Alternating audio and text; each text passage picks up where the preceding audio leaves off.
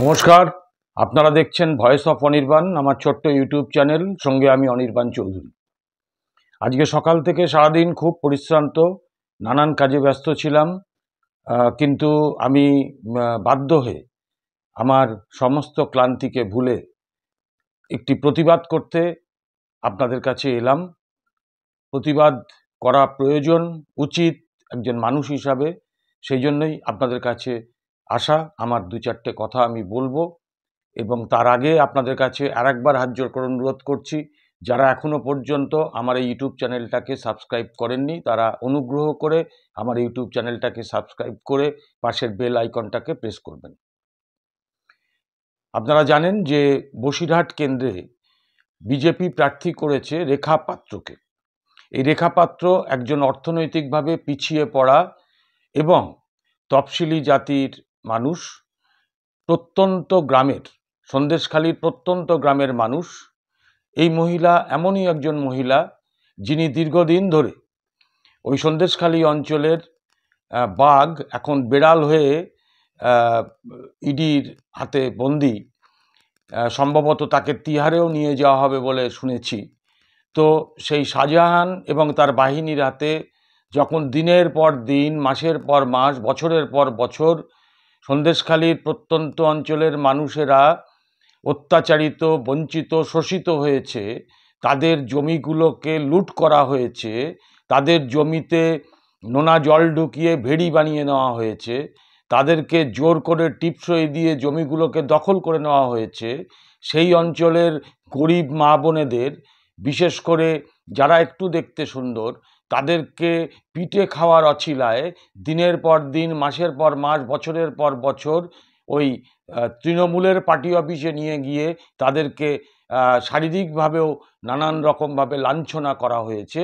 সেই ঘটনার প্রতিবাদে যখন দেওয়ালে পিঠটা ঠেকে গিয়েছিল সেই অঞ্চলের মানুষের, তখন যে মহিলারা এগিয়ে এসেছিলেন প্রতিবাদ করতে, এবং যাদের আন্দোলনের ফলে, যাদের প্রতিবাদের ফলেই ওই শাহজাহান সহ, উত্তম সর্দার, শিবু সহ যারা ধরা পড়েছে, তাদের আন্দোলনের ফলেই, এবং এই আন্দোলন পশ্চিমবঙ্গের সন্দেশখালী ছাড়িয়ে ভারতবর্ষ তথা বিশ্বেও ছড়িয়ে গিয়েছে। সেই আন্দোলনের অন্যতম মুখ রেখা পাত্র। তাকে বিজেপি প্রার্থী করেছে, এবং বিজেপি তাকে প্রার্থী করে তাকে অভয় দিয়েছে পাশে থাকার। এবং প্রধানমন্ত্রী নরেন্দ্র মোদী, তিনিও ফোন করেছিলেন রেখা পাত্রকে। ফোন করে তিনি সাহস জুগিয়েছেন, শক্তি জুগিয়েছেন, এবং বলেছেন, তাকে মা দুর্গার সঙ্গে তুলনা করেছেন। সন্দেশখালীর মানুষ তাতে খুব উৎসাহিত, আনন্দিত, এবং বসিরহাট অঞ্চলের সেই রেখা পাত্রকে নিয়ে প্রচারও ইতিমধ্যে একতরফ হয়েছে। শুভেন্দু অধিকারী, বিরোধী দলের নেতা, বিজেপির নেতা, তিনি রেখা পাত্রকে নিয়ে গত কদিন আগে বসিরহাটে একটি রোড শো করেছেন, এবং সেই রোড শোতে আমাদের একজন প্রতিনিধিও গিয়েছিলেন কভার করতে। তাদের মুখে যেটা শুনেছি যে ওটা রোড শোটা প্রকৃতপক্ষে জনপ্লাবনে পরিণত হয়েছিল। রেখা পাত্র বাকরুদ্ধ হয়ে গিয়েছিল ওই জনপ্লাবন দেখে, এবং সাধারণ মানুষের দুহাত তুলে সমর্থন তারা প্রত্যক্ষ করেছে। ওপরে দরজা জানলা থেকে মানুষ বেরিয়ে এসে তাদেরকে হাত নাড়িয়ে তাদেরকে সমর্থন জানিয়েছে। সেই রেখা পাত্র একজন প্রত্যন্ত অঞ্চলের গরিব মহিলা, তফসিলি জাতির মহিলা। আজকে সেই রেখা পাত্রর বিরুদ্ধে তারা কুৎসায় নেমেছে একটা অংশ। আজকে আমরা একটা অদ্ভুত ছবি পেলাম, যে সেই ছবিটা আমার কাছে আসতে আমি মনে করলাম না, প্রতিবাদ করাটা দরকার। রেখা পাত্র বিজেপির প্রার্থী হতে পারেন, কিন্তু এই জায়গায় যদি বামেদের, কংগ্রেসের, তৃণমূলের, বিজেপির যে কোনো দলেরই প্রার্থী হোক না কেন, এই ধরনের নোংরামো করলে আজকে সেই ব্যাপারে প্রতিবাদ করার খুব প্রয়োজন আছে বলে আমি মনে করি। তাই আজকে আপনাদের বললাম, শত ক্লান্তির মধ্যেও আজকে আমি এই প্রতিবাদ করতে এসেছি। দেখুন, এখানে দেখা যাচ্ছে যে রেখা পাত্র একটি মদের গ্লাস হাতে, তার পাশে দুজন বান্ধবী, তারা মদের একজন হাতে বোতল নিয়ে তারা মদ্যপান করছেন। কিন্তু প্রকৃত তথ্যটা কি আজকে দেখুন। তারপরে এটা আমি যখন অনেক কষ্ট করে প্রকৃত ছবিটাও সংগ্রহ করেছি, দেখুন এই প্রকৃত ছবি। অর্থাৎ এই ছবির ওপরে একটা, যেটা বলে টেকনিক্যালি, সুপার ইম্পোজ করে রেখা পাত্রর মুখটাকে বসিয়ে দেওয়া হয়েছে। তাকে কালিমালিপ্ত করার চেষ্টা করা হয়েছে, তার বিরুদ্ধে কুৎসা রটনার চেষ্টা করা হয়েছে। দেখুন, এই রেখা পাত্র যাকে বিজেপি প্রার্থী করেছে, যাকে সংসদে পাঠাবার কথা বলছে, তার হচ্ছে এই ব্যক্তিগত জীবনধারা। আজকে আমি বলবো, এর থেকে ধিক্কারজনক কাজ, এর থেকে ন্যাক্কার কাজ আর কিছু হতে পারে না। তাই প্রতিবাদটা আমি করছি। কারা করেছেন আমি জানি না, কারা এটাকে এই ছবিটাকে ভাইরাল করেছেন আমি বলতে পারবো না।